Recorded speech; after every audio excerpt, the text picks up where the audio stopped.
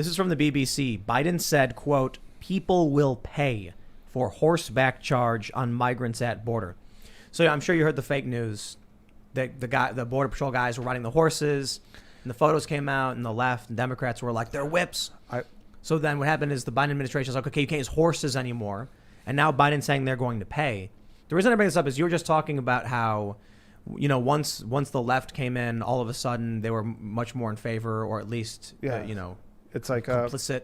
So the current president down there said, "Abrazos no balazos," hugs not bullets. That was his whole counter.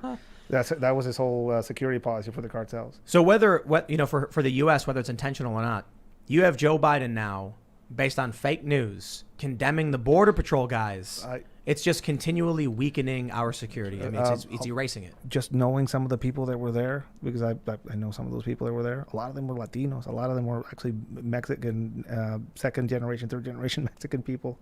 They're riding around in horses, and they're utilizing the strap. Have you ever ridden a horse? They don't have crops to whip. They don't have a whip. It reins. The reins. That's what you see. They are completely undermanned, undersupported, and they're trying to do a job, which is stopping people from crossing the border illegally. And also, I saw somebody go out down there trying to make it about race. Of course. And just seeing, so the U.S., and again, this from my experience training law enforcement here stateside, just went through the whole Black Lives Matter corrosion, which is a corrosion.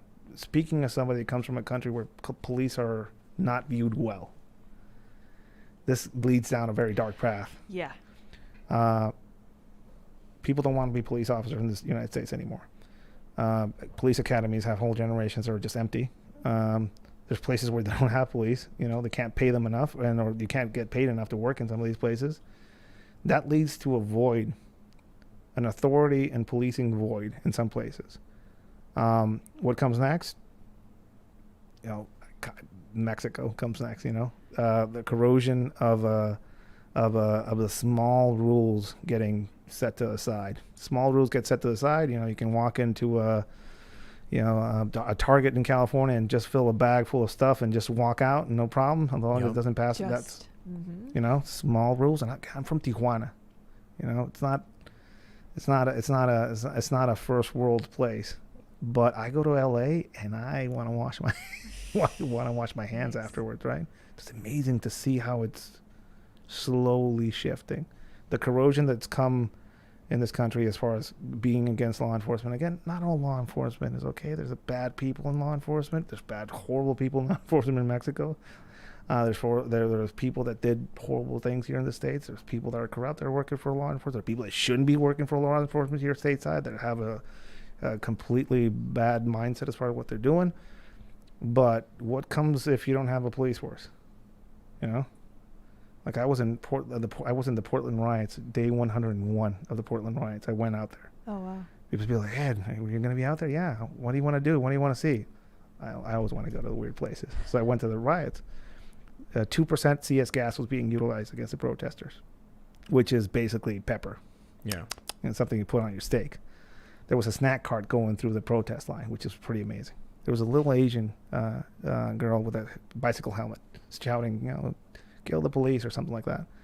And then somebody threw a Molotov at the police, and it landed on the feet of a protester there. Who do you think all of them screamed for when that happened? Of course.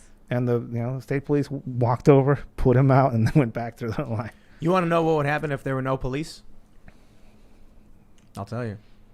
If something like Portland happened in a place where there were no police, the locals would walk out with their guns, and it would not be pretty. See, the issue is in places like Portland, where you do have the right to keep and bear arms more so than many other states, regular people know if Antifa shows up with Molotov cocktails and I defend myself, I go to prison. So they don't do it. It's because they're scared of the police, and the police allow Antifa free reign. Yeah.